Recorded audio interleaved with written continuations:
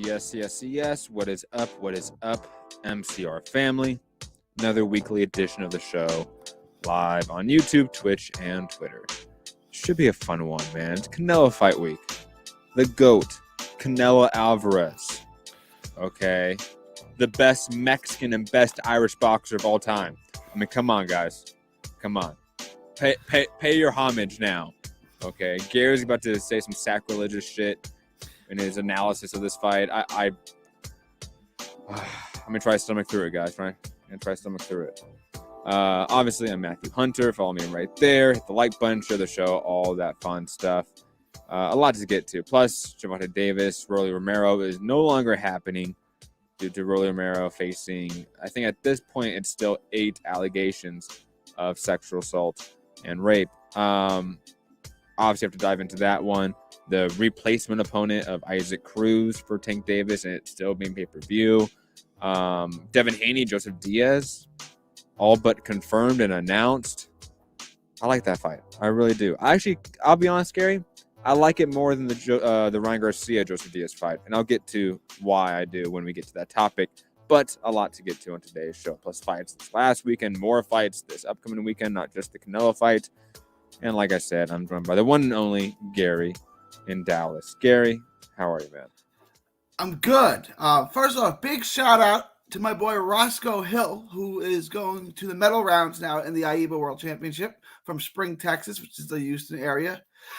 It was bittersweet because he did beat my paisan, Federico Serra from Italy. That was kind of like the only Italian who you thought might win, and he got matched in a round of 8 with Roscoe Hill, so he doesn't even medal. But Roscoe Hill was phenomenal, really, really good. There's some good fighters. There's O'Shea Jones, and then there's Jamal Harvey. Like, there's 3 really, really good fighters, and I'm sure all of them will go pro, and none of them will fight in the Olympics. So none of them will medal in the Olympics. Did any of the Olympic boxers are in this tournament? Like Andy Cruz is in it. Oh, how's he doing?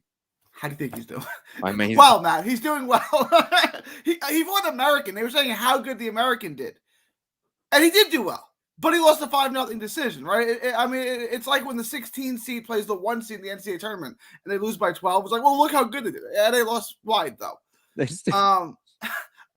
Like, he did do good. Like, he did good compared to, and the French guy that should have been disqualified against Duke Reagan. I saw him in the round of 16. I don't know how he was doing well. That lost to Duke Reagan in the first round. Mm-hmm. They kept throwing him to the ground. It should have been disqualified. He's in it. There's a bunch of Olympians in it. Okay. And there's more weight classes. So they've added 2 weight classes. So I watched. I forget what fight. It may have been a couple fights. I tuned in for. I can't remember who they were though. They were decent. They're good amateur fights. I've watched it religiously, but since last week, yeah. I'm glad. Any other standouts from any other countries? Like any random standout, so to speak? Fighters from, I don't know, random countries that aren't really boxing centric countries. Obviously US, UK, they get sort of the lion's share of the attention. The Scottish guy was. It's basically a lot of the Central Asian countries now. They're still dominating.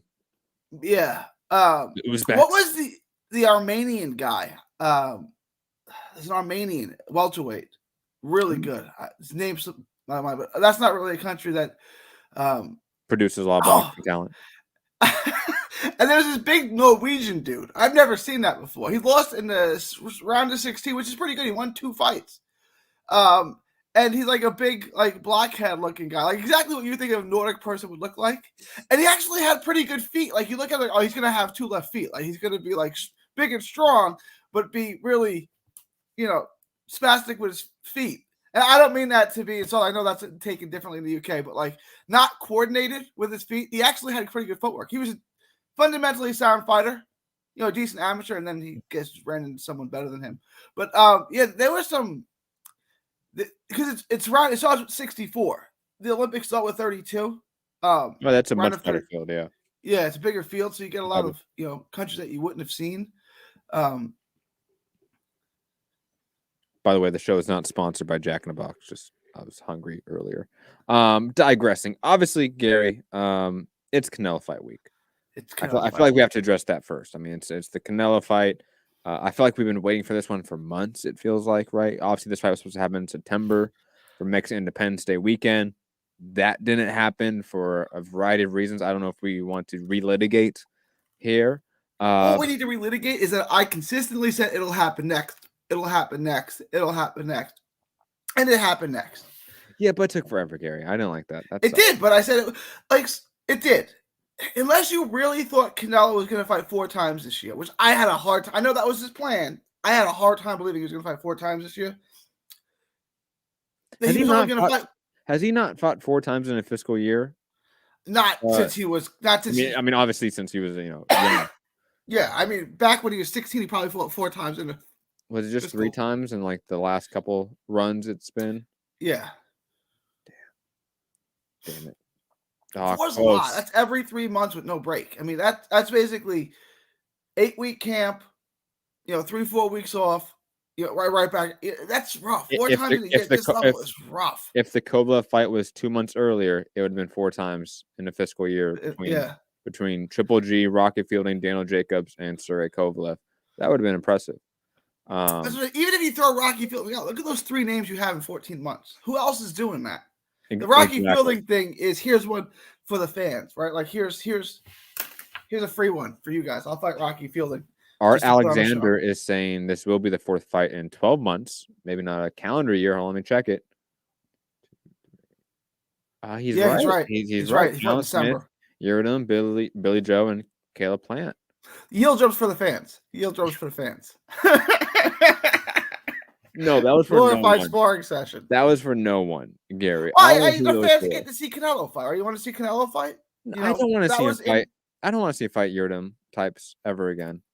I'm good. But that's honestly a fight he should take in like Mexico City or something. Put it on for the fans. Or a place that usually doesn't get that level boxing. Put it on for the fans. I'll fight Rocky Fielding just because I'm a showman. No, he can fight Dave Benavidez or Gilberto Ramirez in Mexico City, and those are mega fights. But those are going to go to Vegas because of the fees. Oh, come on! Like the Narcos can't pay these guys, a few extra million to put in Mexico City. Come on, these guys aren't connected. Let's not play dumb here. They all walk out in red. I know what you're doing, Benavidez. I'm not dumb here. But his nickname is the Red Bandana. No comment. No, Gary, I mean, think about this. Like, even like the comparison of nowadays with Canelo is like the Mayweather and Pacquiao, right? Of the previous generation and what they did when they hit this peak and they just sustain it, right? Because Canelo hit a peak and he's now sustaining this peak, it seems like, for years now. They did not debase themselves and our sport with fighting guys of Avani Yurdam's talent. No, as long as you fight guys better than that. If you only fight guys at that level, that's a problem. But throwing in an Avani Yildirim. No. Mayweather didn't throw in Avani Yildirim. His throwing was Robert Guerrero, who was at least like a unified champion in lower weight class, something like that. Yeah, that's true. At his 147 run, you go back before that, he's got some stinkers, bro. Yeah, but that wasn't like Sammy Sosa's cousin or whatever. Like, he's got some stinkers. Yeah, yes, he does. But that was before Money Mayweather, before his peak at it as a prize fighter. Maybe not as a boxer, because obviously you have those purists that say like Pretty Boy was the best. Pretty Boy beats Money Mayweather all day. Yeah, I always hear that. I don't care for that argument. Because it's so stupid. It's the same person. And plus, like, one's 130 pounds, one's 147 pounds. Like, they're different sized people, if you want to put in like real, context there. But digressing, like Mayweather, when he hit that peak and then started sustaining it, he never debased himself for the Yurdam type fights or even Rocky Fielding type fights. Like, no, he didn't. So I understand that Canelo's fighting in much weaker divisions with a talent pool, even at the top, that doesn't equal the markability that Mayweather and Pacquiao had at their time. I understand that. But that means you can just expedite this process, because none of these guys are going to produce like 10, 20, 30 more $1 million for you, Canelo, relative to the other guy in the top 5. You know, it's not like you have that disparity in terms of money and marketability. You know, it's not like there's Cottos and Marquez's walking around at 168 or 175. That doesn't exist. All these guys are at the same level of stardom. So just fight them all and get over with. Retire at 35. Just do that, Canelo. It's not that hard. I kind of feel like Canelo's in Montana shoes, right? Where he doesn't really have a natural rival, right? Like Bird had Magic. Brady had Peyton Manning, right? Brady had to go through Peyton Manning just to get to the Super Bowl every year, or vice versa. You know, Michael Jordan had to get past Isaiah and the Pistons. There's no real like Chevy to that Ford for, you know, like it's just kind of the Canelo era. And that's not Canelo's fault, just like it wasn't Montana's fault, right? But like there's no Pacquiao to Mayweather, right? Like he doesn't have that kind of natural rivalry where we like that's the fight we need to see. That's the fight we need to see. Like, I mean, it's just kind of his era. It was Triple G. And then everyone that has, I mean, 2 working brain cells saw the second fight and went, "Oh, holy shit!" Like Canelo. Lots of people think it was a draw, or even Triple G won that fight. All right, lots of people think the Earth is flat, Gary.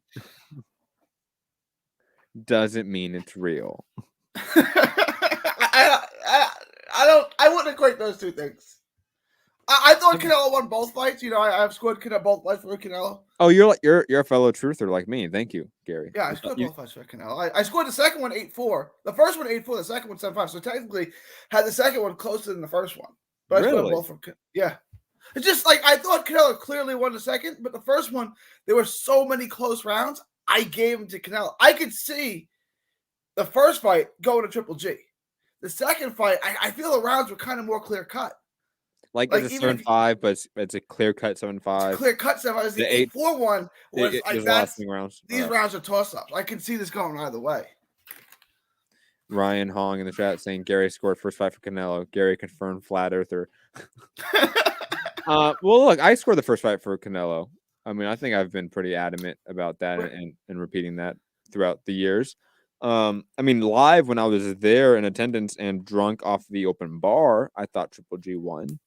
But then I watched it, you know, many times on playback, and I thought Canelo outboxed Triple G and slipped a lot of those shots that people were saying that Triple G was landing. At least people that were in attendance that I was around saying that Triple G was landing. When I watched on playback, there were shots that Canelo was slipping easily, and that was the first like true sign of Canelo's defensive prowess. Let's be honest, was that fight, and then since then, Canelo's been defensive dynamo.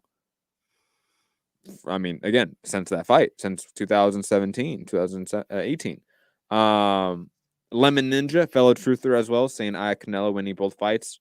Glad to know this. Others like us. Art Alexander saying how often was Mayweather fighting, and obviously in respect to Canelo fighting 4 times in a fiscal year, Mayweather only fighting 2 times every year. Once or twice a year, yeah. I think the difference is that in terms of how you're framing it, Art, and how I'm thinking of it, is that doesn't really equal into my equation. I'm thinking of it's a Canelo fight. There's a certain quality of fight that I attach that with, and Avani Yurda and Rocky Fielding aren't that. Like for example, I'm inviting people over for a fight party for Canelo Plant. Like I'm inviting a lot of people. You didn't invite me. Well, Gary, you're not in LA. Are you going to be in LA? No, I'm not. Oh. But you're right. Don't fly.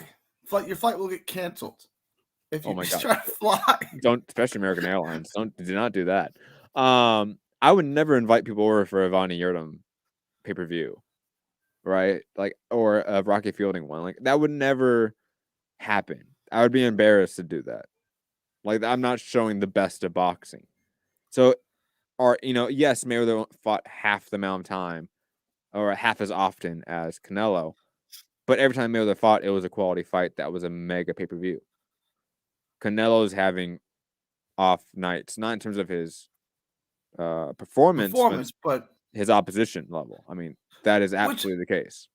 I don't have a problem with, right? Like, okay, Mayweather equated himself to the Super Bowl. It happens once a year, or it's a big deal when it happens. Yeah. If Canelo fights 2 big fights a year. I don't care how many other times you fight. I don't care if you fight 6 yield drums. Fight 2 top fights a year, and I don't care what you do. If you want to give an extra payday, if you want to have a glorified sparring session that makes you $15 million, go do it, right? 2 big fights a year. 2 big fights a year, and I don't care what you do with the rest of the year. If you want to fight Yildirim, if you want to fight Rocky, De La Hoya did this. De La Hoya, when he was young, would fight 2 big fights a year, and then he'd fight Patrick Carpentier. Like, I don't care. Just give me 2 big fights a year. Okay. Just because I want to argue tonight. Because I do largely agree with Gary on that point. I will be honest. But I want to argue it. Canelo Alvarez is a guy that we've already talked about that is so far and away ahead of his competition, both in terms of marketability, status, and talent, right? We already said that there's no Pacquiao-Mayweather comparison right now with Canelo because Canelo doesn't have that foil for him. He just doesn't. At 160, 168, 175. 3 divisions he's been fighting at in the last 3 years, and there's nobody in those divisions that we go, you know what? That's the guy. That's the guy that we all want him to face, that we know is going to give him issues, that can beat him. That's not happening. So Canelo's big fights, you know, the Caleb Plant, the Callum Smith, Billy Joe Saunders, Sergey Kovalev, you know, Daniel Jacobs, you know, hopefully in the near future, sooner rather than later, we get David Benavidez, Jamal Charlo, Arthur Beterbiev, you know, like these are all fights that we all want to see that are, quote, big fights. But as I've stated earlier, these are all about the same level of fight, of event quality. And I do think the Benavidez fight could potentially be bigger. Yes. And I think the Beterbiev fight, just because it'd be intrigue. People think he can lose that fight. There's no other fight people think Canelo can lose. People think because of the size difference, because of how much of a force Beterbiev is, that Beterbiev might win that fight. I think that is going to bring some intrigue. People are going to see if Canelo loses. There's no other fight, really, that anyone thinks realistically Canelo's going to lose. Yeah. Besides that one. I largely agree that those are the two that kind of stand out at this point in time as being potentially bigger in terms of how you can market them. But again, it's still like if these are all pay-per-view fights, right? Let's imagine like none of them on the zone. They're straight up pay-per-view. So we can imagine buy rates right now. None of these are breaking 1 million in pay-per-view buys. None of them. Benavidez, I think, could if they do it right. You don't think so? No. I Dude, think Canelo has... Cotto couldn't break 1 million. That's a long time ago, though. Canelo is a much bigger star than he is now. Oh, hold on. Whoa. Sorry, my headphones fell out there. It doesn't matter, though, because Miguel Cotto is Miguel Cotto. Miguel Cotto's a massive star. Yeah. Canelo was the A-side, but it's kind of like 2 A-sides in that fight. Exactly. Cotto was a guy that could come in and produce another 300,000 pay-per-view buys for an event. Mm-hmm. Like, he was that type of guy. Like, in terms of how we think about, like, Earl Spence and his pay-per-view, like, drawing power. Like, that was Cotto, but Cotto wasn't the best in the division. He wasn't the biggest star.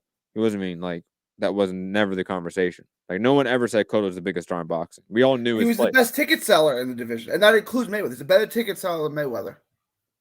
In terms of gate revenue? Just who could sell more tickets? Who could sell an arena quicker, Cotto or Mayweather? Dude, Jose Ramirez can sell out more tickets than a lot of guys in Fresno, but the gate revenue is not going to even cover half his purse. Okay, so gate revenue, in my opinion, always equals a little bit more than just ticket sales. For sure. Though there is a balance there. I will give you that. I went to Yankee Stadium when he fought Yuri Foreman, and they told like 30,000 tickets at Yankee Stadium, right? Because it's bigger than the Garden. You can hold more. You can sell more. And that's Yuri Foreman sold 0 tickets. That means Cotto sold 30,000. Isn't Yuri Foreman Jewish? He is. He's from Israel. There's a massive Jewish population in New York. Are they fight fans? I'm not trying to sound funny. look, I'm not going to sit there and say like the I don't know Jewish either. people love boxing. I don't know. But I mean, there's a sizable like Jewish population in New York. I could see him selling For tickets. sure. Yeah. I mean, let's not dismiss, the You're power reforming. of Yuri Foreman here. Okay, the great Yuri Foreman. I'm trying to look it up right now for gate revenue because I am curious what that was. I do remember like it selling pretty well. It didn't sell out Yankee Stadium though. No, selling out would have been a lot. Like, because the hole's 45,000, and you put it on the field too. It would have been 50,000 plus. I can't find it right now. Plus, New York's always a little bit of a iffy when it comes to disclosing information like that. Digressing though, Gary, we haven't even talked about the actual fight itself. And I see Lemon Ninja. I see your question saying I think Canelo will retire as the best ever Mexican boxer. What do you guys think about that? We'll answer that question. We'll circle back to it. Remind me, Gary, if you can. But let's talk about the actual fight. Because Gary, I know that you're picking Caleb Plant, but even you're talking past this fight and like I'm talking fast about it. I am picking Caleb Plant. I mean, I this is a matchup, Gary, that 2 some odd years ago, I thought this might be the spoiler for Canelo. Caleb Plant had like just beat Foogatti. He was looking real talented, real good. Like he finally had beat someone that we knew. And then he just decided to pull Terrence Crawford and fight nobody for the next 2 years or plus. So in my opinion, my enthusiasm for this matchup, my intrigue in this matchup has dampened a little bit. I'll be honest, Gary. I'd still see why this is a very intriguing matchup with Caleb Plant's defensive prowess in his own right, his lateral movement, his head movement, his shot selection, his accuracy, his speed. He's a great athlete, great boxing IQ. Like he's a very talented fighter, Gary. Like he passes the eye test in almost every way except for maybe power in some fashion. But he's facing Canelo Alvarez, who continues to look at another level. I mean, every performance he has, he just puts on another perfect performance where he wins every round. He batters his opponents. The way he demolished Billy Joe Saunders' jaw, love to see it. Just the way he has dominated competition since that second Triple G fight is quite shocking. I mean, the only fight I think me and you can agree on that gave him a lot of issues was maybe Daniel Jacobs. Right? Some issues, right? Like, it wasn't his best performance, but he clearly won the fight. Yeah, and it was only the second half of the fight where Daniel Jacobs, I thought, actually did some good work. But I want to say, if I remember the fight correctly, even Canelo won the championship rounds. This is a fight where Caleb Plant can win rounds, can be efficient and effective. Can you do it for 12 rounds? Can you do it for 7 rounds and then not get beat up and knocked down for the remaining 5? Now, these are questions that we still, unfortunately, can't really answer, I feel like, with Caleb Plant. There's moments where I still don't feel like he's battle-tested in ways. And that's weird. He's a champion now. He's been a champion for years. He should be battle-tested.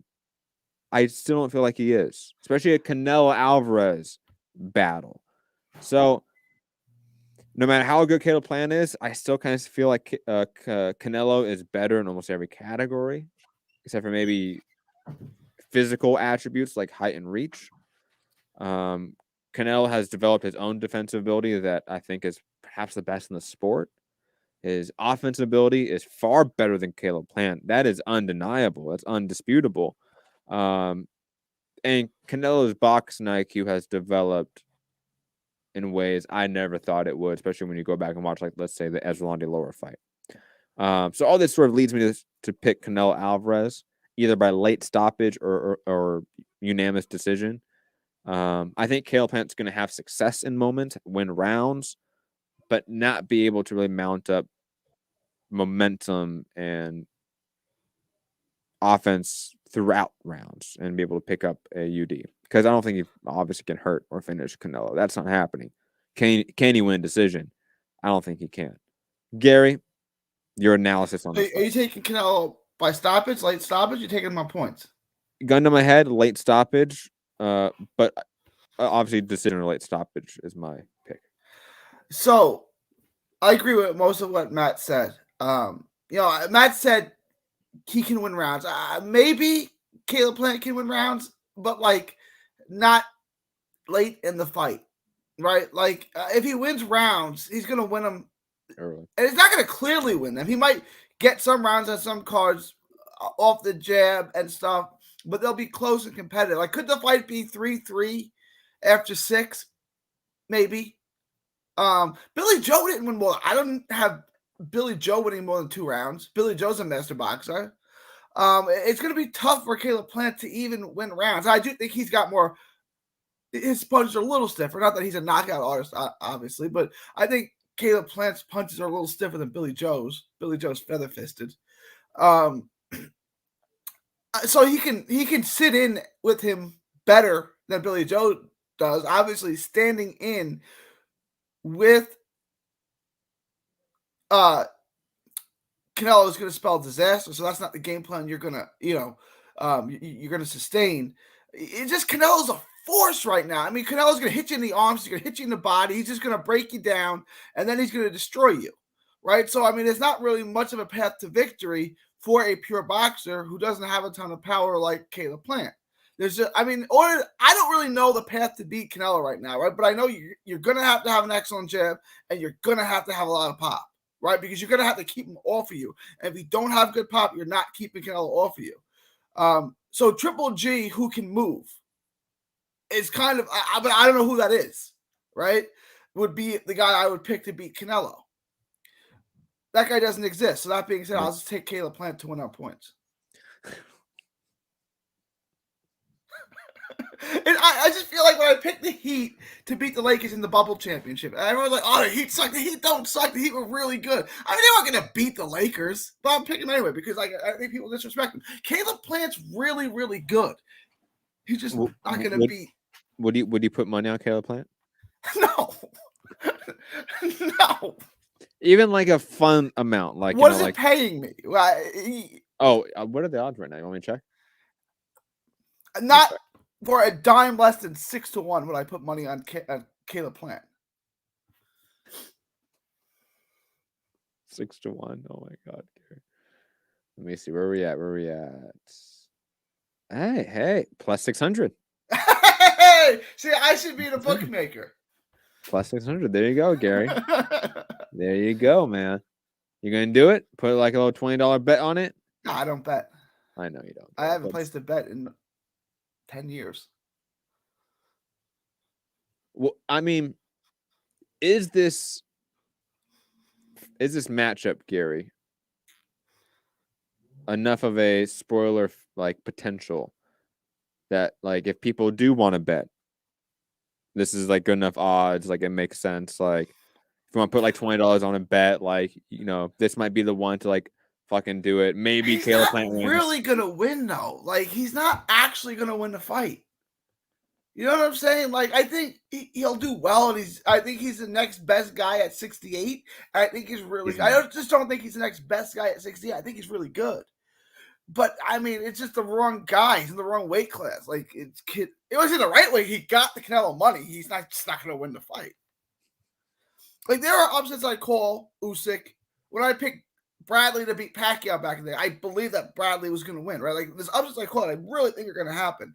I'm going to pick Caleb Plant. No, he's not going to actually win the fight. At least you're honest, Gary. At least you're honest. Be different. I'm being briefly mentioned the undercard here. Elvis Very briefly. Very briefly. Elvis Rodriguez versus Juan Pablo Romero. Ray Vargas versus Leonardo Baez. That's actually a decent matchup. I mean, for what it is. Anthony Durrell versus Marcos Hernandez. Not really a good matchup. Jose Manuel Gomez versus Jose Antonio Meza. Francis Bartolome, everyone's favorite fighter, versus Gustavo David Vittori. Dude, they have Rancis fighting an 8-rounder.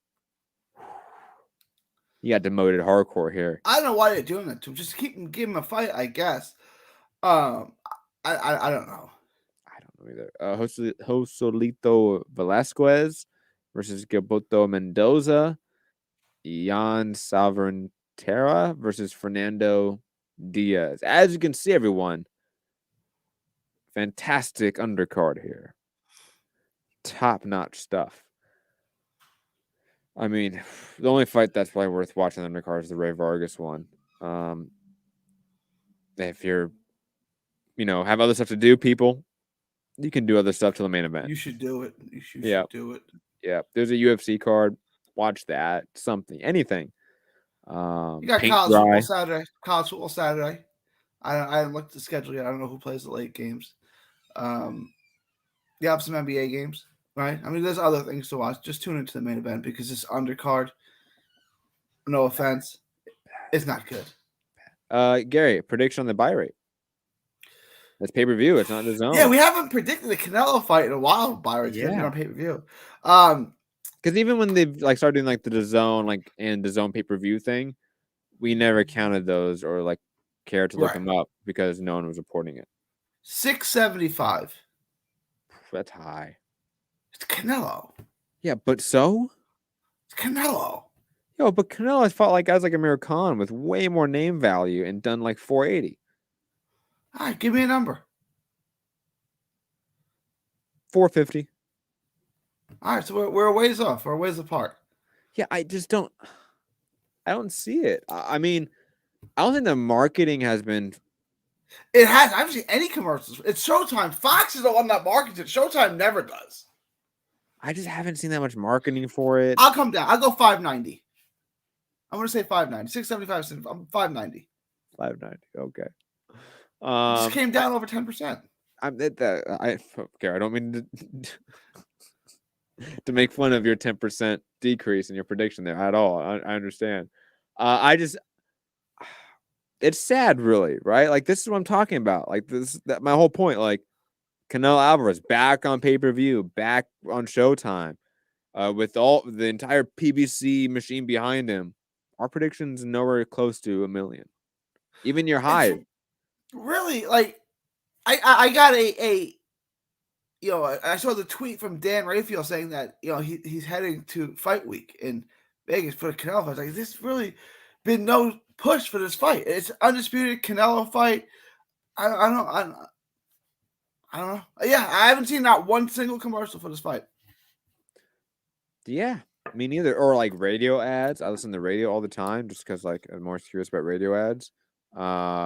Never hearing that shit.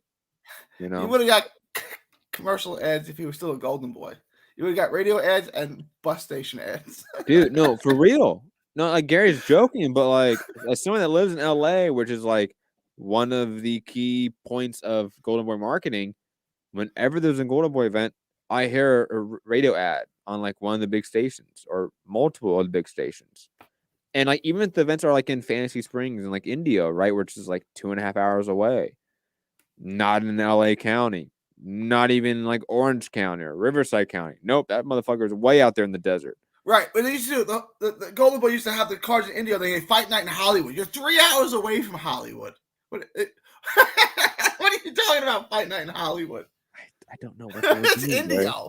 But I could go to one when Virgil fought in one. It's how do I even get there? I don't even know how to get there. You don't get there. I can't go. Yeah. No, it's awful. So I mean, it's hard to predict anything higher than 500,000. If it does, 6, 7, 800,000, massive success, in my opinion. Honestly, because it doesn't need to hit 1 million for it to be a massive success relative to what he's done in the market already.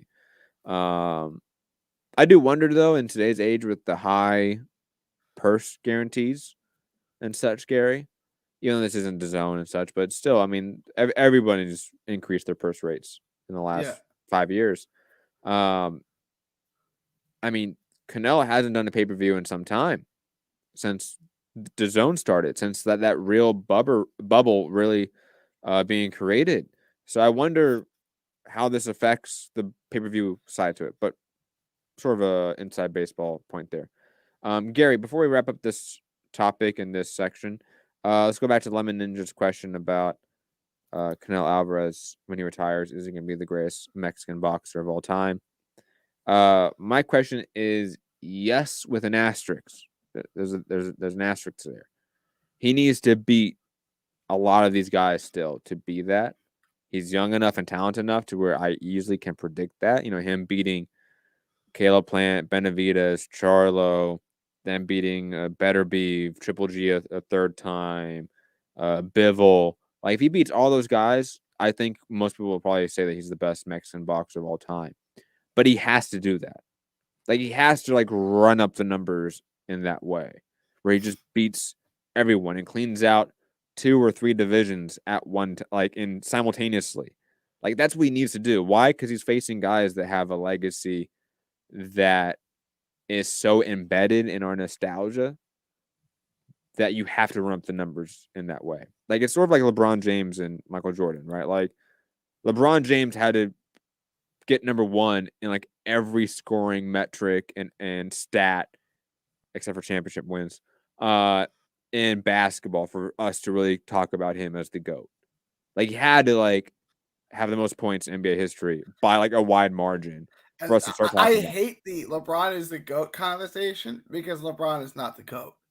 But I just hate that conversation. But Garrett, think about it, like, it's become more legitimate as a conversation because he's run up the numbers in such a way that it's become unavoidable, right? Even though he doesn't have all the championship rings, he has such a lead on so many stats that to ignore him in the conversation would just be ignorant, right? Even though I agree with you, Gary, he's not the best of all time.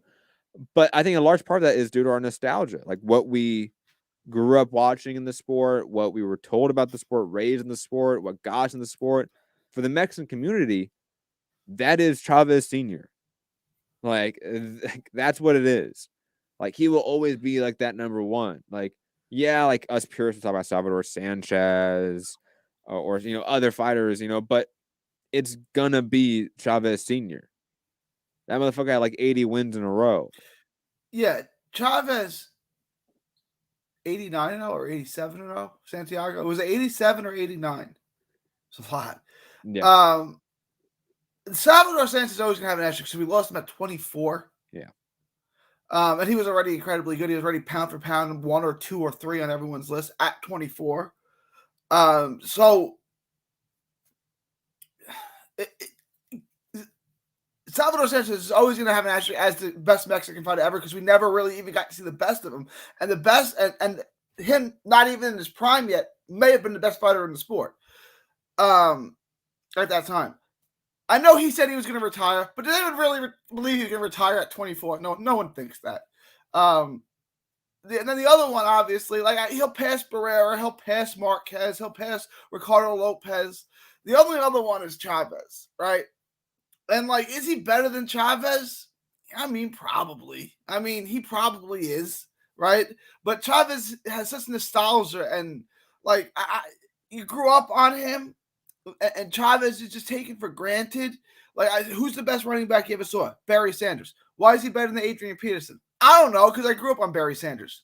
Like, who's the best receiver you ever saw? Jerry Rice. Why is Jerry Rice better than Randy Moss? I don't know. Maybe he's not. Just Jerry Rice is the best. And then we can start discussing from there, right? Like, this is kind of how the conversation goes. Like, I kind of feel like there's going to be a segment that just starts the conversation with Chavez is the greatest Mexican fighter, and then let's talk about who's next best.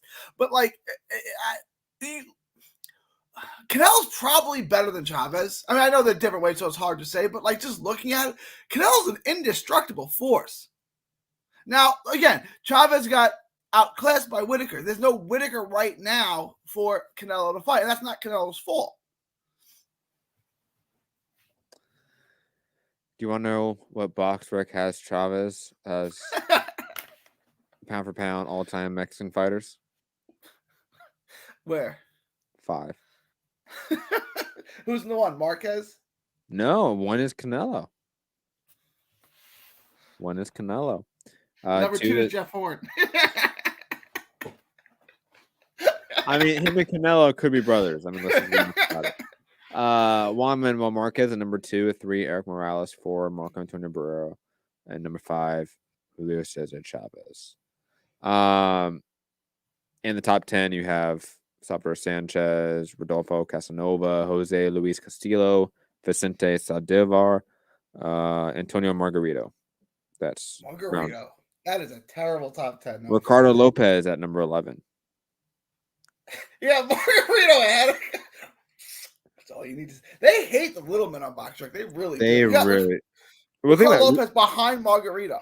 Ruben Oliveras is at number 12. Behind He's better. He's better than Margarito all the time. And before he loaded his glove, I loved Margarito. He was so much fun to watch. That being said, he was very beatable. Yeah. But sort of tying a bow on the topic, I just think, to Gary's point, yes, right now, I probably will say that Canelo Alvarez is a better fighter than Chavez Sr. at his peak. But for like the boxing consensus, that's nowhere near getting there yet. Like he needs to go and have another 2, 3, 4 year run here and clean out 2 divisions for that to be the consensus. Like that's just the unfortunate reality with how boxing works, with how sports works, sports nostalgia works. Like no one's ever gonna be better than Michael Jordan in basketball. Just no one. Doesn't matter how good they are. They can win 10 championships and beat LeBron's records and all of his stats, and still people will be like, "Nah, Michael Jordan was better, better killer instinct." Some bullshit like that. Like it's how I can say that Kobe's better than Jordan because I have the nostalgia for Kobe Bryant. I grew up in LA, and Kobe's heyday. Kobe's greater than LeBron, right? Like if you, it's like if you said who's better, if you were scouting these two guys, Kobe and LeBron.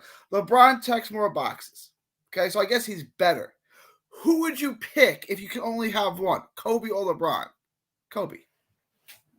Kobe wins. Kobe wins because he had fucking Shaq on his team, and then he won back-to-back championships without Shaq. Yeah, Paul Gasol. Was Paul Gasol, and I like Paul Gasol. He should have been on the list of 75 greatest, right? He should have been on the list. Was Paul Gasol a superstar before he got with Kobe? No, he was a good player, right? He was a superstar. No, but I mean, that's not really the point. His talent was already that level. He just wasn't on a fucking big market team with Kobe Bryant. Right? Right. He was on Memphis, originally Vancouver, and then they became Memphis, and then he got traded for his brother, which is really weird. Poor Mark. Poor Mark. Shout out to Paul Gasol, man. Fucking legend. Paul Gasol is great. Oh, Paul Gasol is a better offensive player than Tim Duncan. Now, he's not a better player than Tim Duncan. He's a better offensive player than Tim Duncan. Yes. Paul Gasol was great. Yes, that is accurate. Digressing, though. There's one more fight this weekend. Just briefly mention it, and then we can move on to fights this last weekend and then get to news and then head out of here. Michaela Mayer is fighting Hamadouche over on ESPN Plus Friday this week, so it won't conflict with obviously the Canelo fight. Also on the card are a bunch of people that I largely don't care about. The only people that I do know, really remember because they get pushed down our throat all the time are the Ordonez brothers, Joseph Ordonez and Jeremy Ordonez, and neither one are good. So this is again a little bit of a weak card here. I am excited for the Michaela Mayer and Mavia Hamadouche fight. That should be a fun fight. But other than that, Gary, any thoughts on this weekend's fights? It's a good Friday card to whet the appetite for Saturday's mega fight. Like, these are the kind of cards. I know it's a different promotional company. The two cards have nothing to do with each other, but it's good when you have a good fight, a good, I don't want to call it a smaller card, it's a major promotional company, but like that kind of card on Friday, and then the main meal Saturday. Like it's a really good week of boxing. There's also a match from Italy card on Friday as well. There's also a card in London with Hannah Rankin versus Maria Lindbergh, but there's no U.S. television listed, so we don't get it. You guys in the UK, you guys get another fight on Friday as well. I don't see the Italy card though. There's Italy card? You sure? Did they not put it on ESPN either? Gary, you sure you got the right week? I am, because David Diamante already posted off to Rome. Bastard. Rubbing it in our faces. That's fancy Italy anyway. I like Rome. Fuck that. I like What? Rome too. Yeah, it's all right. Fancy Italy. So? You know, the word paisan is like a slur, right? It meant peasants, like the Southern Italians. Yes. Okay. Those are the ones that were calling us paisans, right? I don't want to say it's like the N-word, because not that, but it's kind of like they're less than us, they're below us kind of thing, right? And then we took the word and used it as our own. It's a very classist term. Yeah, there you go. Yeah, yeah. Yes. Damn rich people. All right, let's get to fights this last weekend, Gary. I'll be honest. And again, one of those weekends where I watched some fights, not all. I have not had time to catch up. For example, the Jamal James Butiev card. I missed the main event. I missed the Michelle Rivera fight. I did see the Jared Ennis fight, though. That was only like a round. So I did see that. And then I missed everything else on the card. Jared Ennis is going to beat a lot of people. I don't know if he beats like that top four, so to speak, right? Where we talk about like Spence, Crawford, Porter, add Ugas now, Pacquiao, and Thurman. Let's round that off, like top six, right? I don't know. Who's this Thurman guy you speak about? Who is this? Shut up, Gary. Okay. How dare you besmirch his legacy, okay? The Ricky Williams of our sport, Gary. How dare you? Okay? How dare you? I don't know if he beats those guys yet, but he deserves a competition or deserves a chance at that competition level at this point in time. Same with Ortiz, right? Like I think both those guys need to face one of those top six opponents ASAP. And obviously, due to politics and due to just the nature of the sport, that's not likely. But please stop feasting on these types of opponents. Jared Ennis and Virgil Ortiz, because I'm lumping them together in this analysis because I think they're at the same level as a prospect / contender now. Like fight only guys in the top 10, please. I think Enos should fight. You know, Regis Prograis will fight anyone. Have him fight Regis at 47. Regis don't care. Regis will fight anybody, right? Like, cause I mean, I want Virgil Ortiz to fight Enos. If Virgil loses, he loses. Like he'll be back. He's 23 years old, 22 years old. He'll be finally back. But like those guys are both so good and so young, and like I think they're ready. Like I don't think there's any more need for them to fight anyone besides those names. The problem is like they're not going to make those fights right now.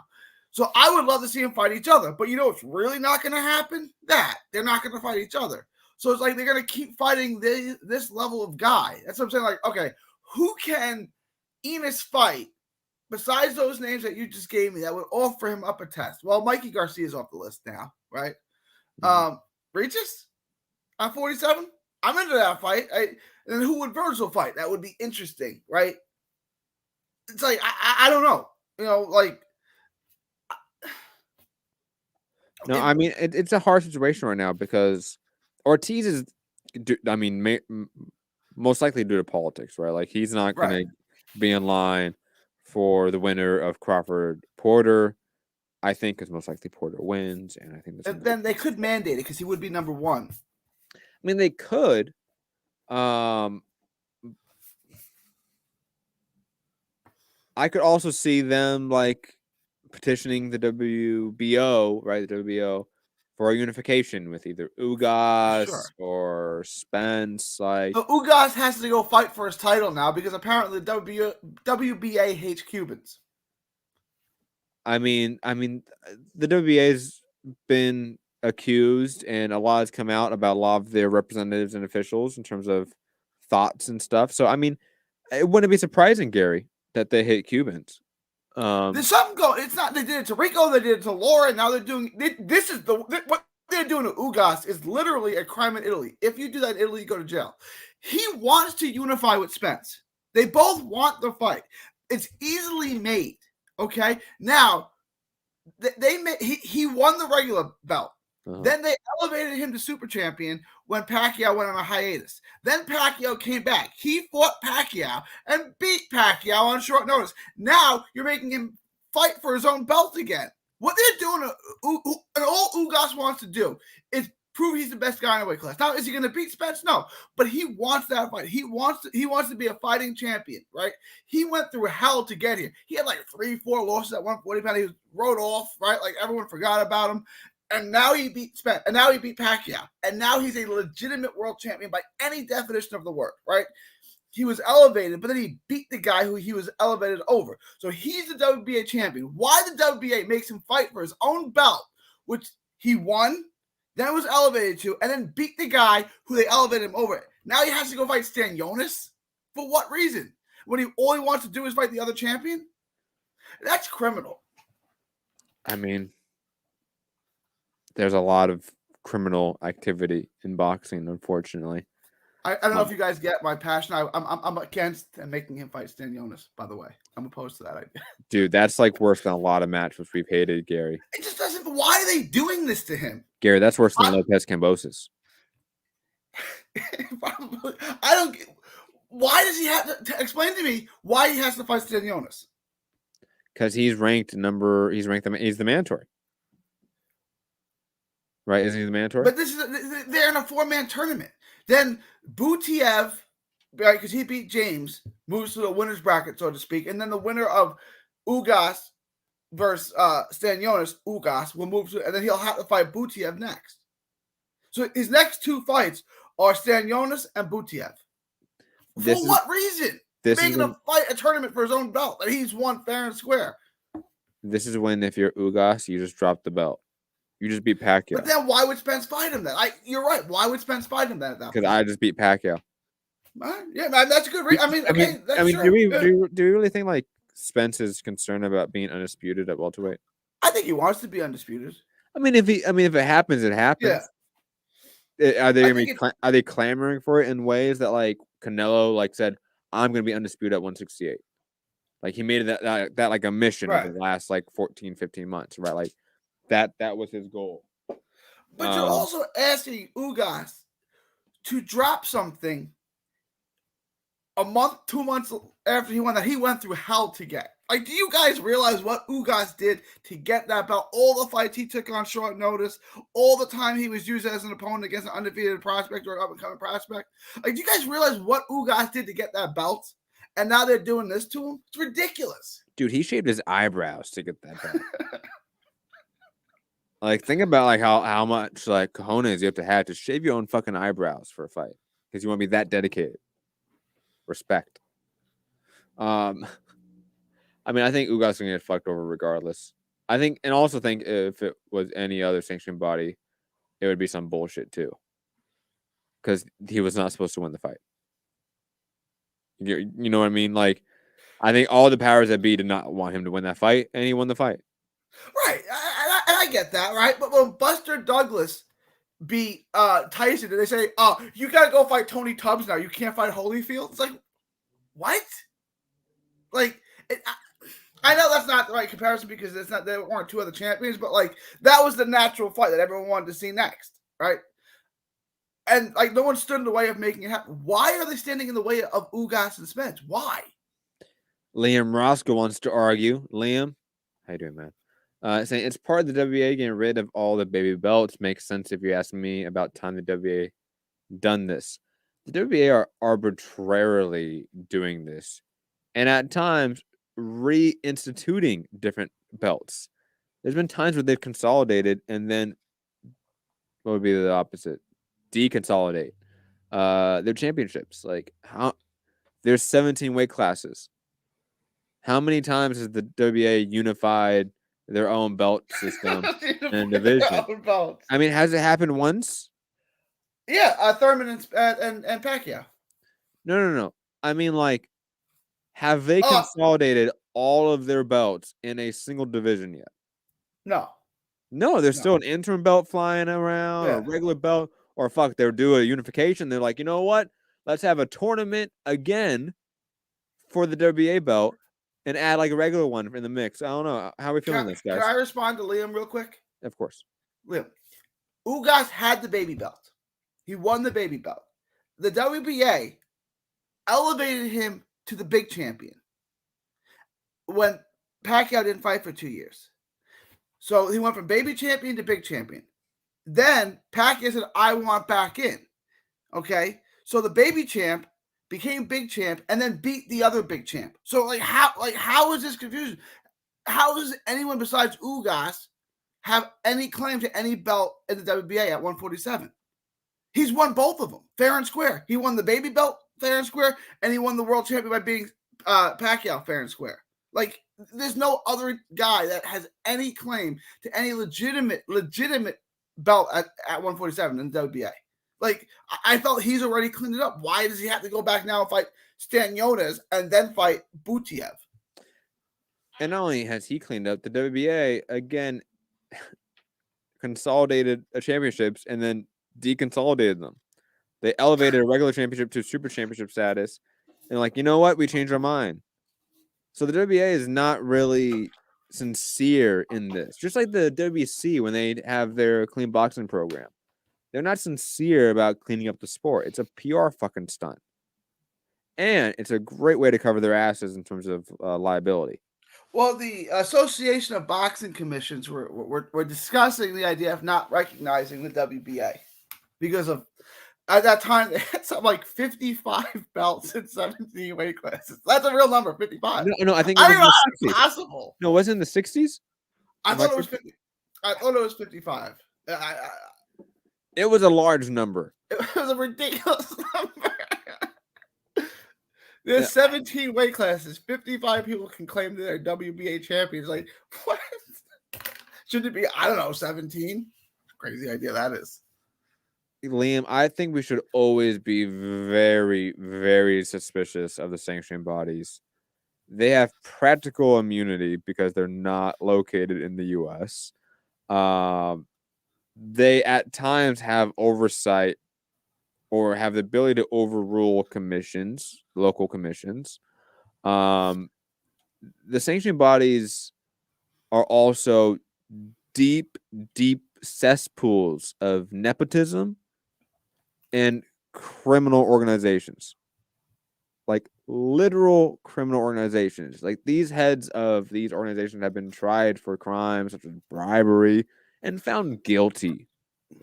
So the idea of like, oh, we should trust the sanctioning bodies. Why? What have they ever done in the history of the sport to make us go, you know what? They have the best interest of the fighters and the sport in their heart. The sanctioning body, in theory, is supposed to make sure we don't get bad title fights. That it's supposed to be a safeguard against crappy fights, right? And in essence, they've been the biggest instigator of crappy title fights. I mean, there's a, excuse me, when people talk about like, oh, like it was better when the mob ran boxing, the reason they say that is because the organization of boxing, even though it was far more overtly criminal than it is now, even though it's still very criminal today, it was far more centralized in its control. The five families ran this shit. Like the Lucchesi family ran most of boxing. Like, that's just the reality, right? So you had like one family that was kind of like, that was their racket, was boxing. It was largely the Lucchesi family. Now it's 4 different organizations, all with different interests, all in it to make a profit, because these aren't nonprofit organizations. From my understanding, they're not. Some sanctioning bodies are, and they're usually the small ones. Like, I think the IBO is a nonprofit, for example. Is it really? I believe so.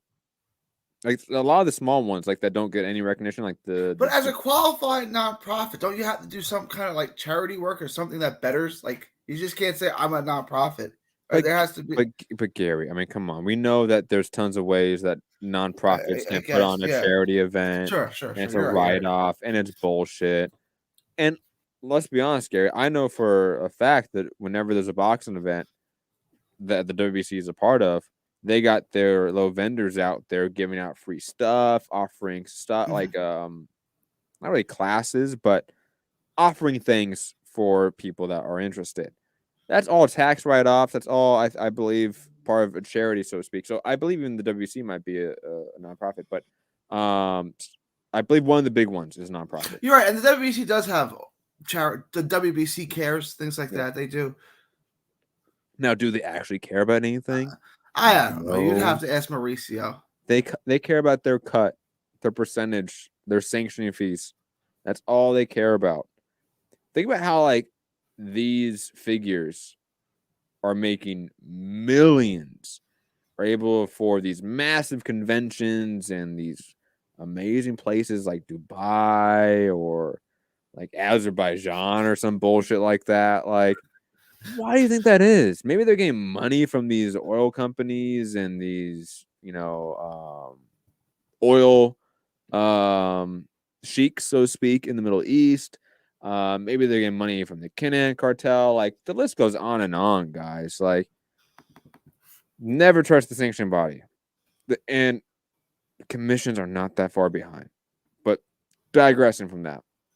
Where were we at, Gary? Where were we at? The Jamal James card. Well, I didn't watch the Michelle Rivera fight or the Jamal James Boutia fight, Gary. So why don't you give your thoughts on those two fights and what transpired? I heard Michelle Rivera didn't look that great. I don't agree with that. I mean, look. Well, he said he didn't look good, right? No, I didn't say that. I thought Rivera looked. It was no. I'm pretty sure I saw an article somewhere that like Michelle Rivera said he didn't think he did good. Oh, okay. I don't know. I don't know. Maybe. I thought Rivera looked professional. I mean, wasn't it like his best, most eye-opening performance? I think Michelle Rivera was really good. It was fine. It was a good performance. He won every round. He dominated the fight. Like he was good. Butiev might be a problem at 147. Not a problem for Spencer Crawford, but like a top 10 guy in that division for sure. That was a good. He broke down Jamal James. Jamal James started hot, and Butiev just broke him down, and like the fight was evenish when Butiev stopped him, and the stoppage was fine, by the way. He really broke James down. Like you can see, like this. I said in the third round when James was still winning the fight, like from a boxing perspective, like he was winning rounds. So Jamal James ain't winning tonight. Like you could see Butiev was systematically breaking him down. I want to see Butiev against a higher level opponent. I'd like to see him fight Barrios, honestly. Like, let's see how he does. I don't know if they would put Barrios right in with a puncher like that after getting knocked out by Tank, but I think. And a new weight class. And a new weight class. I mean, what do you want? Barrios is 26. He's entering his prime. You want to have him fight like, you know what I'm saying? Like, let's put him a good fighter, a borderline top 10 guy. Like, why is that too much to ask? I just said Prograde in a new weight class against Jared Eaton. Yeah, let's do that. I say Progress isn't coming off of a TKO loss. That's true. It's true, but all right. I mean, even when like Progress did lose, like it was like a split decision, and I thought he won. Yeah, he didn't look that beat up compared to Josh Taylor. Barrios got his fucking shit beat in, man. Like he was not looking good after that fight. Just like the what was that one fight that he had? Akhmadov. Akhmadov. Yes. Batman. No, I give Barrios a tune-up. If he's moving up to 147, give him a tune-up for sure. He should not be fighting anyone in the top 10 right now. No. I told him Jamal James. Fight Jamal James. I said Guerrero because Guerrero's coming off a decent win. It's a world champion. You get a world champion, on your resume. And then I said that to him. He's like, I don't care. I'll fight anybody. I said, all right, great. Let's go right into Ugas. And his co-trainer, Rick News, was like, no, we're not doing that. No. No, I think Guerrero is a good name, right? Jamal James. But that was a bad loss. Like Guerrero, I think is better optics. Like Guerrero, former world champ, coming off a win. I know the win was against who did he beat? He beat Berto? No, he just beat another Victor Ortiz. Yes. An old man fight. The old he got man win. fight. It's a fight that a lot of people saw. Like I said, let's put him in with Guerrero. No, I'm okay with that. That's definitely being more realistic with Barrios and where he's at right now, coming off that loss. But yeah, I told you Butiev has talent. I told you that. He's not going to beat any of the world champions, but he can beat a lot of the guys in that bottom half of the top 10, top 15. He's going to hang in there for a minute. Butiev and Abel Ramos. Ooh, I like that. All right, yes. That's a fun fight. Yes, I co-sign that, Gary. I co-sign. But Butiev is fighting Ugas next, so assuming Ugas beats Stanionis, which he will, and the WBA gets their way. Can you imagine Stanionis wins it? That'd be a boxing thing that happens. Look, Ugas can be hit. I'm going to pick Ugas, obviously, but Ugas is there to be hit. Ugas likes to come at you. He likes to go to your body. I'm going to pick Ugas to win that fight, but Butiev looked real. He looked like a problem in that fight. I would say this: Ugas' defense looked real nice against Pacquiao. It did. That's probably his best defensive performance of his career. Moving on from this, the other, I think, notable card of this last weekend, Gary's boy, Jose Cepeda, picking up a really nice TKO win in the first round against Josue Vargas. I mean, I think it was it the second knockdown or the first? I'm trying to remember which one it was. Where he face planted Josue Vargas. They both threw right hands. He got up somehow from it. I'd have stopped it there, but I guess let it go. It's the first round. I don't know. That looked bad. That's when you instantly were let's get the doctor in. Whenever a fighter face plants like that, usually you should wave it off because, to lose your mental faculties and physical faculties that much, to literally face plant and bounce the front of your face off the mat, you're concussed. You're not good. Probably stop the fight. And they didn't, to my sick, morbid enjoyment, because Cepeda just kept putting it on and beat the fuck out of Vargas. I mean, that was a first round beatdown. It's great. You got the Puerto Rican fighter in New York who now lives in New York, trains out in New York, in the Garden. First fight back in the Garden in 2 years, right? He's got his whole cheer section there, right? That place was packed out. This is their new guy. This is the and I was high on Vargas too. I picked Vargas to win. I did as well. I did as well. Yeah, I can't believe that shit happened, man. That was amazing. Especially after Cepeda looked so bad in the last couple fights. I feel like he just didn't look that great. I feel like even in wins at times. He just demolished Josue Vargas, who maybe wasn't that great. Excited for Cepeda. He got caught. Right? Paul Williams got caught like that by Sergio Martinez. Was Paul Williams not that good? No, Paul Williams was great. I mean, I'm not ready to write Josue Vargas off because he got iced like that. He's still young. I still think he's got a ton of talent. He'll be back.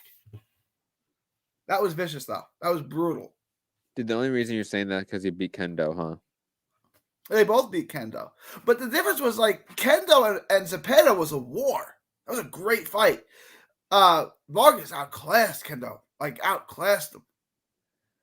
Yeah, and then he got knocked down the first round. Whew. Damn. Frank over on Twitch, I see you asking a question about Ugas, but that's more of a political question. I'll get to that on Thursday's show over on Trending Now Network. Remind me, Frank, when I do that show. But asking about Vargas now, saying, is it true that Top Rank dropped Vargas? Did they after the fight? I had heard that. No way.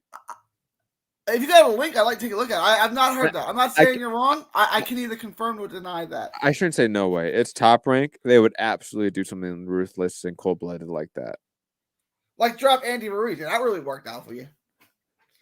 But they really didn't drop him. They held him onto a contract forever, and he had to buy out his contract. Top Rank is weird like that with fighters, man. Top Rank is cold fucking blooded with fighters. Although PBC dropped Herring and Top Rank picked him up, that worked out for him. I mean, not really. He won a world title, Matt. Yeah, but when Herring got dropped by PBC, did you think he was going to be a world champion? Gary, it's like saying like, oh, did Matchroom like save Tevin Farmer or something like that? It's like depends on what your definition of like helping out, saving, whatever, like the verb we used. Tevin Farmer beat no one, picked up like a vacant belt, defended against no one. The second he fought anyone of note, he got his ass beat. Harry beat Jermaine- Carl Frampton, bro. Yeah, old man Carl Frampton. They're the same age. No, Yeah. are we really gonna do that, Gary? Are they not the same age? Or act like Carl Frampton doesn't have like twice as many fights? Wars too. I mean, are we acting like Carl Frampton didn't fight like legends like Leo Santa Cruz? Did you picked Herring in that fight, right? Yeah. So Yeah. But I thought it was gonna be a great fight. Like I really did. I thought it was a great contrast styles. But Herring dominated. Are we acting like Frampton's not a 5'2" fighter that was his best at 122 pounds? Tank Davis is a 5'2" fighter. Tank Davis weighed 180 pounds. He's a tank for lack of a better phrase. I'm obviously going to get to a second. He's not fighting Rolly Romero. But when they had their face-off in their press conference, Tank's fists were bigger than Rolly's head. Yes, but Rolly's, you know what, is bigger than Tank's arms, apparently. That was an awkward comment. Especially in hindsight now, Gary. Especially in hindsight now. Anyways, no, I mean, Jamar Herring, yeah, he beat Carl Frampton, he beat Ito. Whoop-de-fucking-do, I guess. Good wins, though. Like, I mean, all right, they're good wins, Gary. They don't make you pound for pound, but they're good wins. They're better than Farmer, that's for sure. Farmer's best win is Jonah fucking Carroll. Am I wrong? I thought he lost that fight, honestly. I scored that fight. He did lose that fight. He did. For the Irishman. And I was high on Is he Irish? Tevin. John O'Carroll? I don't know. Yeah. Are you sure? Yeah. Let's look this up. Absolutely. I feel like we've had this discussion before. I'll bet the ranch on. I've talked to him. He's absolutely 100% Irish. Might just be racist, Gary. Who knows? No, he's Irish.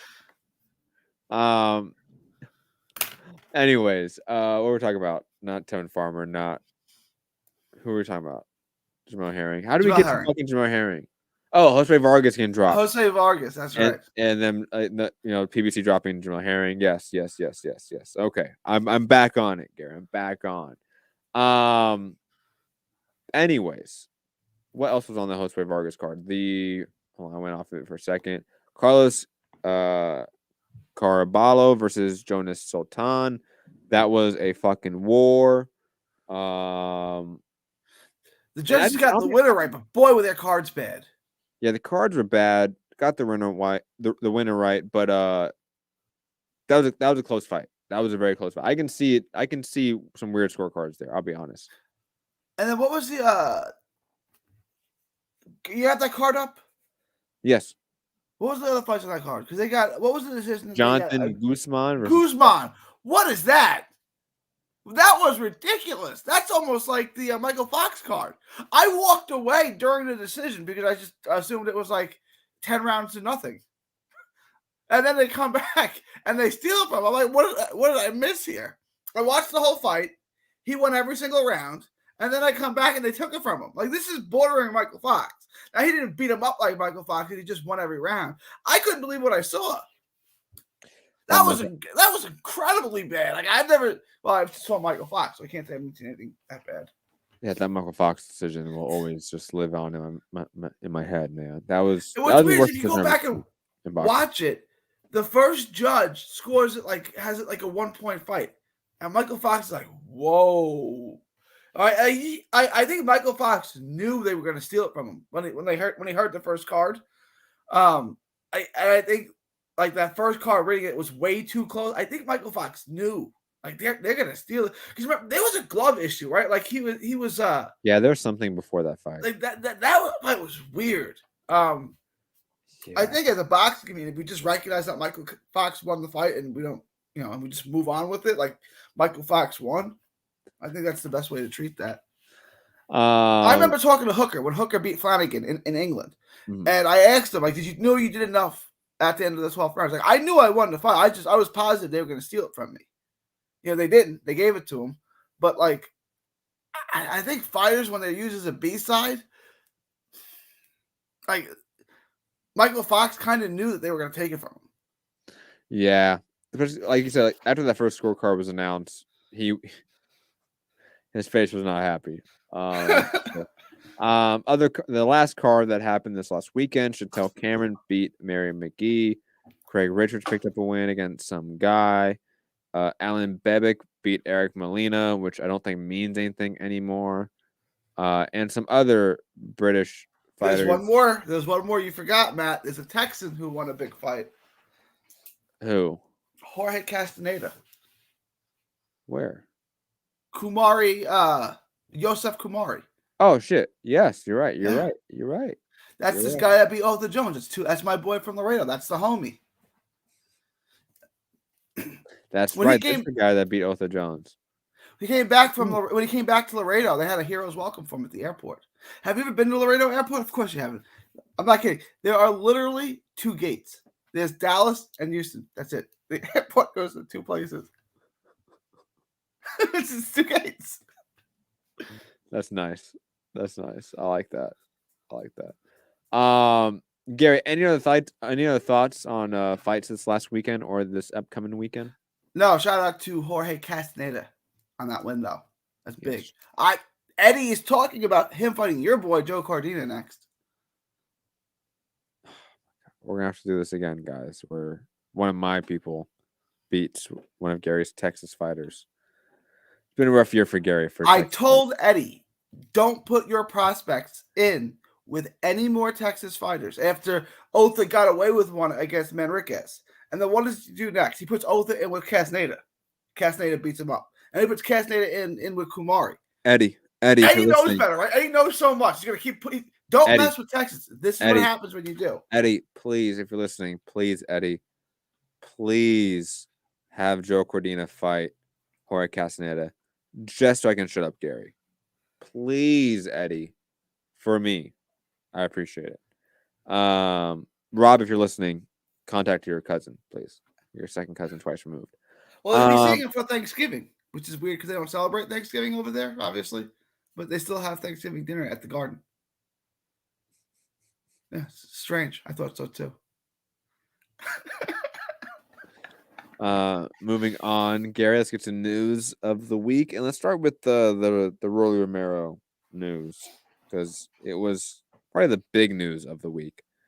The Tank Davis fight against Rolly Romero is off. Tank is still fighting on that date now against Isaac Cruz. We'll get to that in a second.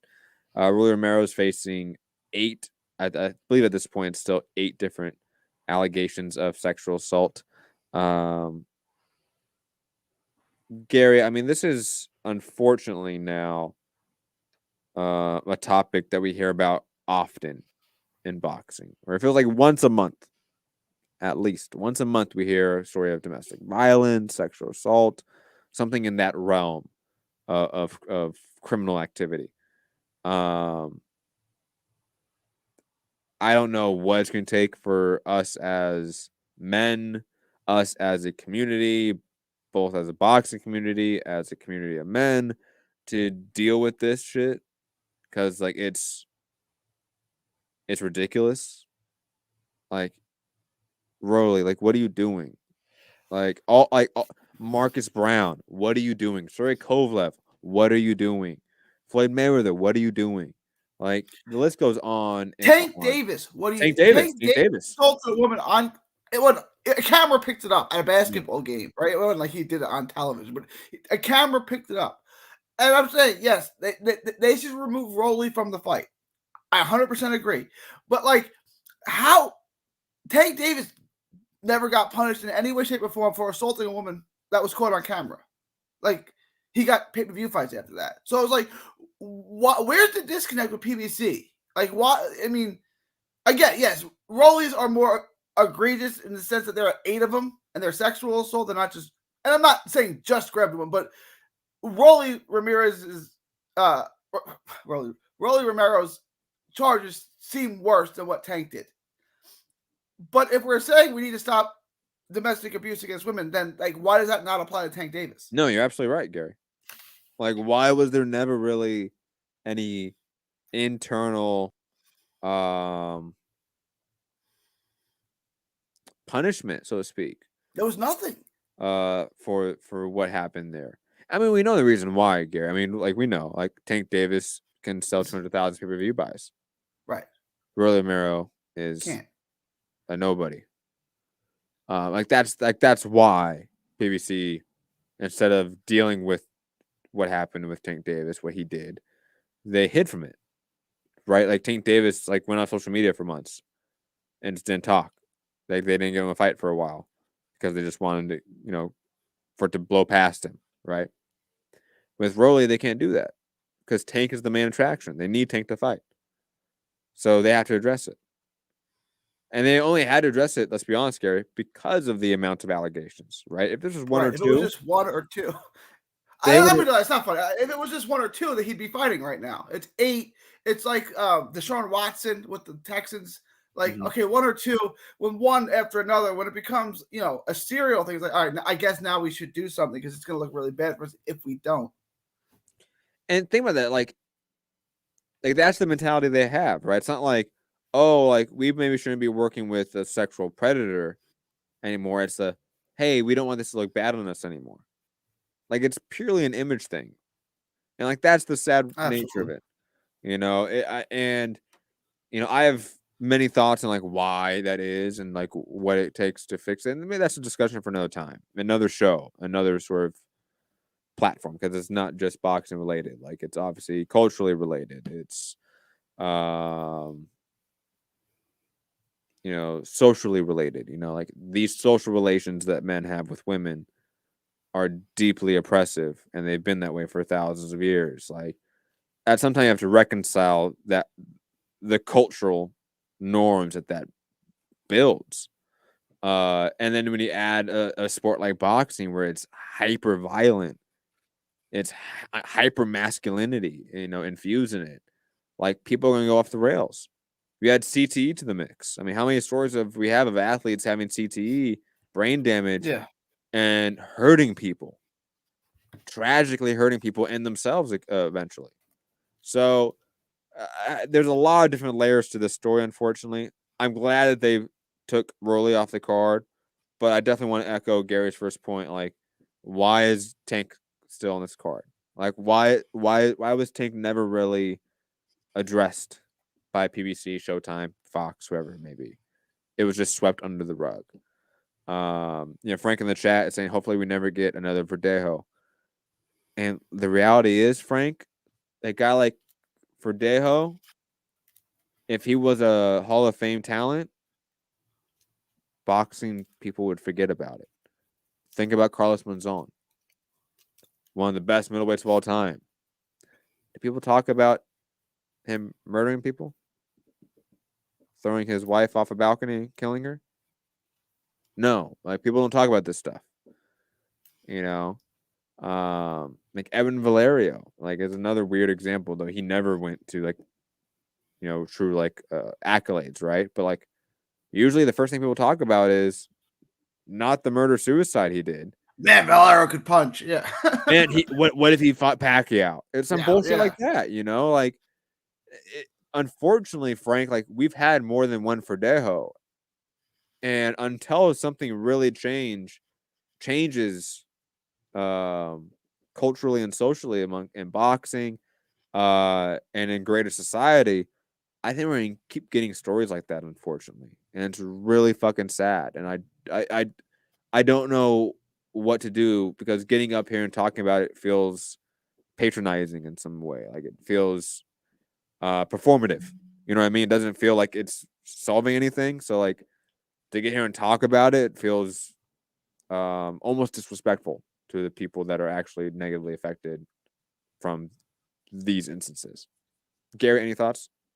No, I agree with Matt said. And I do. I think it's an image thing of why they took Rolly out. I think if they thought that they could still make money off of it and no one would care, they'd have Rolly. And it's like what the NFL did with Roethlisberger. Roethlisberger was accused of beating and raping a woman in the bathroom. She had to drop the charges because she was beaten so badly she couldn't remember what happened to give an account of it. Okay? And the NFL suspended him for 2 weeks. Okay, so hang on, time out. There's two possibilities here. They believe Roethlisberger did nothing wrong and just had regular sex with her in the bathroom, which he wouldn't get suspended at all. Or they believe her, and then after 2 week suspension. Something doesn't make sense there. You know what I'm saying? The punishment for beating and raping a woman in a bathroom is not 2 weeks. It's either like an indefinite suspension, go away, or I believe Roethlisberger. I don't think he did anything wrong, right? But they obviously knew he did something wrong, and then their reaction is a 2 week suspension. It's like 2 weeks for that. Like Tom Brady gets 4 weeks for a football, right? I'm not trying to make a joke, right? I mean, it's all about image. It is, and it's weird how they prioritize that image. It's very odd. I mean, do you want to talk about Tank Davis versus Isaac Cruz for a second? I think Isaac Cruz is actually a better fight. I don't get Rolly. I don't get why people think he's that good. Isaac Cruz, I think, is a better opponent. Again, I don't know that it's worth the pay-per-view. I don't think Isaac Cruz is going to put up that much resistance against Tank. But I think Isaac Cruz is actually a better opponent than Rolly. I actually suggested this when these allegations started to come out, and it was becoming clear that Rolly was going to be taken off the card. I think Isaac Cruz is a good replacement. I think he's actually better than Rolly. Yeah, he's a fun, crude, a swarmer. The best way to sort of describe him. I think he's going to be in a good little firefight with Tank for about 4 to 6 rounds before he gets knocked out. Yeah. I think he's going to probably land more shots on Tank than Rolly could. I never thought Rolly was anything of any talent. I thought he had power, and that's it. A good, was it right hand or is he left-handed? No, a good right hand. Left-handed, isn't he? Is he left-handed? It doesn't matter. He's not boxing for. Yeah, there's not much to Rolly. Like, I don't get the appeal in him. Like I never will. Don't understand. Moving on. Devin Haney, Jojo Diaz agreed to terms for WBC lightweight title fight December 4th in Las Vegas on DAZN. Gary, thoughts on Joseph Diaz beating up Devin Haney?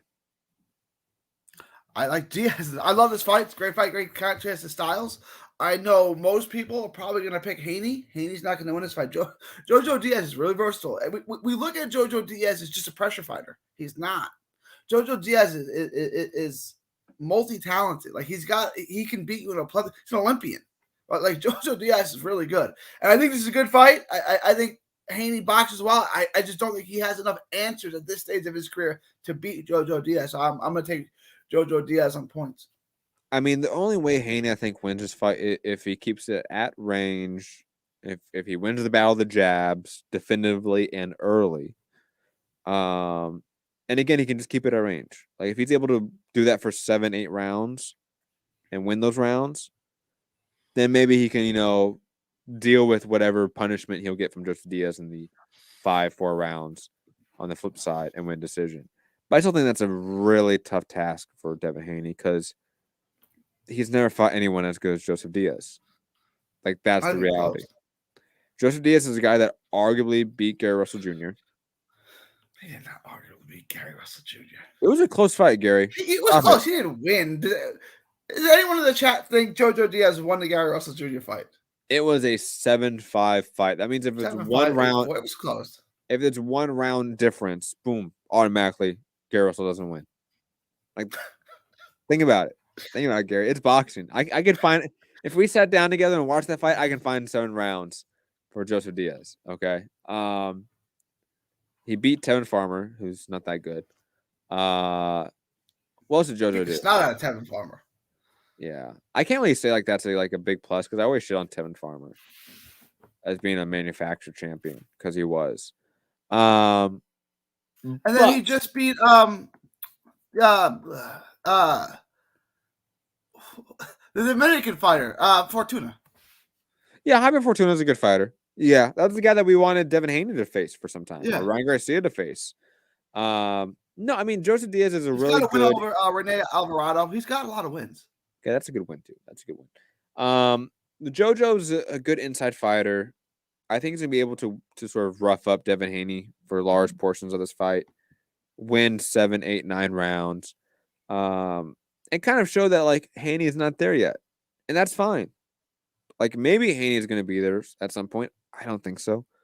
but he's not there yet, and that's okay. I think they certainly could be there. It's just like I said, not everyone progresses at the speed. Like at 22, they're ready to go. Like I think Haney is moved along way too quickly. Frank saying no, never been impressed with JoJo. Think he's a level below elite. I mean, if elites mean like the top 2 or 3 guys in the division, I mean Joseph Diaz was that at 126 and 130. I mean, he was one of the best guys at featherweight and super featherweight. Like, that's the reality. Now, at lightweight, he's automatically one of the top 5 guys. Do you think Haney looked particularly good against Linares? Or Gamboa? But Gamboa, because some people think he did look good against Gamboa. No. I'm not one of them. How? I don't know, man. There people thought he put on a masterclass performance against Gamboa. Not most people have our view, but I've heard people say that he looked tremendous against Gamboa in outboxing. I was like, all right, count me out of that. But I mean, there must be like Rances Bartholomew fans too, I guess. Shit happens. Devin Haney just is not there yet. He just looks. His lack of fluidity on the inside is a huge red flag, in my opinion. But obviously, this is a fight that we're going to really see what his inside game is like. How he's going to be tested for the first time in his career. Let's be honest. So I'm excited for it. Moving on, Jose Ramirez back in action versus Jose Pedraza, February 5th. Most likely, it's not official yet in Fresno. Again, selling out 15,000 seats for about $200,000. Big bucks over at Top Rank. The big bucks here. I do like this fight, though. I know I'm shitting on it in terms a little bit, but I do like this matchup a lot in terms of a comeback fight too, right? Like he hasn't fought since the Josh Taylor loss, right? He's fighting Jose Pedraza, who's looked pretty good at 140, if we're being honest here. So I'm excited for this. It makes sense. 2 long-rangey fighters. It's a good fight. And if it wasn't in Fresno, I'd be interested in going to that fight. But obviously, I'm not going to Fresno. No, I wouldn't recommend anyone go to Fresno. People in Fresno, I tell them to get out all the time. Same with Bakersfield. Just get out. There's better ways to live, people. Trust me. Last 2 pieces of news, then we get after. I'm just going to round them off. Lomachenko Kome is confirmed. I thought it was already confirmed, but it's officially confirmed now. December 11th for MSG. Love that matchup. Cannot wait to see it. Michael Conlon is back in action, guys. I know Gary is hyped, right, Gary? They got paid for this. The purse bid was like $1.8 million, something like that. What was it again? 1.5, 1.6. Lee Wood versus Michael Conlon. Yeah, 1.56. Yeah, they got paid. And Top Rank even bid $1.2 million on it. I don't know who really wants to see this that much, but all right. Where are we doing this? We doing it in the U.S. or the UK? Dude, I guess. It's right? sad because I can't even say like Colin sucks now because like he looked really good in his last fight. He did. So like he's probably gonna win this. Lee Wood. He's probably gonna win this fight, right? Probably. He beats Lee Wood. Yeah. Who really cares though? Apparently, $1.56 million. $1.6 million worth. Yeah. Fucking crazy, Gary. The purse bids, man. Dude, every fight's going to purse bids now. There's no point in agreeing to a terms when you might get this in the purse bid. Gary, there's fighters that were like world champions selling pay-per-view that didn't get guarantees close to this. Where it was like $750K, like a ton of money. Yeah, I think it's split up like 850 and 650 or something like that. It talks about the split, how it's split up in there. 55-45. Yeah, they're getting paid a lot of money. I talked to John Michael Johnson, who beat Junior Jones, won a title at 118, I want to say. And you know what he got paid? I mean, this is in 90. You know what he got paid? $18,000. No, I mean that's what he got after he won that first title for his defenses. $150. Yeah. And that was probably big bucks back then, huh? Yeah, it was big bucks, yeah. Damn, it's crazy. Shout out to inflation. Gary, any other thoughts before we head out of here? Just quickly, I want to mention that we will be back Thursday I don't know what time yet. Me and Gary haven't talked about time, but another debate show over on Trending Now Network. I think we're gonna try to get through. Gary, we're gonna have to do something here with this debate, okay? All right. Because each time we've done it over this book, The Principles of Communism by Frederick Engels, highly recommend everyone read it. It's only like 60 pages, if that. We only get through like 1 or 2 points. We're gonna try to keep it a little bit more, regimented. Try to get through a lot because I want to read some anarchist literature with you and for the following debate show. Okay. Something more your speed, so to speak, right? Yeah. That'd be, I think, a more mutually beneficial. But yes, Thursday night at some point, Training Now Network on our other YouTube channel, me and Gary will be back on debating politics. I'll probably be on about an hour before the debate, talking other political stuff before as well. But Gary, final thoughts, bud. Find me all forms of social media, 3D Boxing blog. Also, please subscribe to our other channel, Texas Boxing Scene, on YouTube. All proceeds go to autism research and recovery, so it's near and dear to my heart. It is November 2nd. We should get the results from the Ivan Calderon. If you guys did your job, if you got Ivan Calderon in the Hall of Fame, we should find out soon. I think the ballots are due in. The people they let vote for this, I'm not gonna knock people. I'm just saying it's highly questionable who gets the vote. Texas is its own country. Congratulations. I mean, you don't vote, right, Gary? How do we get to vote? The Boxing Writers Association. Oh fuck! So you have to be part of that. Yeah. The biggest bunch of nerds ever. Right. Sort of. So, but this is who votes. Who gets? See, I've always had okay, you know who should vote for the Hall of Fame? The living members of the Hall of Fame. It's their club. Let them vote. Yeah, I slightly agree and disagree with that. I like the sentiment behind it. But Gary, I mean, you know this. There's tons of boxers. I would say the majority of boxers that I know, they really don't watch boxing. It's true. Some of them do. Some of them don't. Yeah. So I feel like it'd be a bunch of people like Mike Tyson who can't pronounce Inouye's name or know who voting who on the Boxing Hall of Fame. Yeah. And I'm a little bit wary of that, because we replace like the Dan Rayfields of the world voting for it with people that actually fought. But often those people that actually fought don't even watch the sport. It's weird. It's very odd.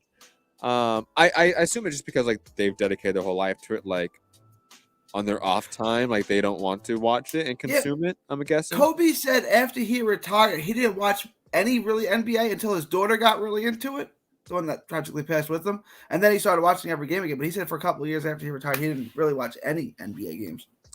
Yeah, I think it's sort of like you get sick of it. Yeah, maybe not like that vitriol like towards it, but like you just like you're off time, like you're good. I think that's a little bit what it is. This is like me at podcasting. When I was doing a lot of podcasts, I never listened to podcasts. I didn't have the time for it. Now that I don't do as many podcasts, I listen to podcasts again. It's nice. But anyways, back to you, Gary. Yes, I forget where we're at. Texas Boxing. Oh, no, I'm done. I'm good. From Texas to the world, thank you, and God bless. Remember, at all times, ladies and gentlemen, hit the like button, share the show, all that fun stuff. Patreon.com/Trending Now Network. Reminder that History of Socialism documentary series, the next episode is probably not coming out till next year. So go and check out the episodes already released on Trending Now Network, as well as the debates that me and Gary have had there. Always fun times with him. It's not really a debate, more of a conversation with a friend. It's really not too much of a debate, unless that it's going to make you not watch. Then it's a heated debate. Yeah. I mean, Gary, I think if I really wanted to like have a heated debate with you, I would probably talk about like religion. I think that might get you going more than politics. I can be civil. Unless we're talking about Ryan Garcia beating Manny Pacquiao, right? Like, no, I can be civil. Like, Ryan Garcia could now. I mean, Ugas did. I mean, we saw Shakur Stevenson beat up Ugas in that sparring clip. So, I mean, like, maybe. There was a lot of boxing math going on there, but it tracked in my head. Digressing. Remember, at all times, fuck the police and free Palestine. Be back Thursday. MCR will be back next week, Tuesday. Have a good night.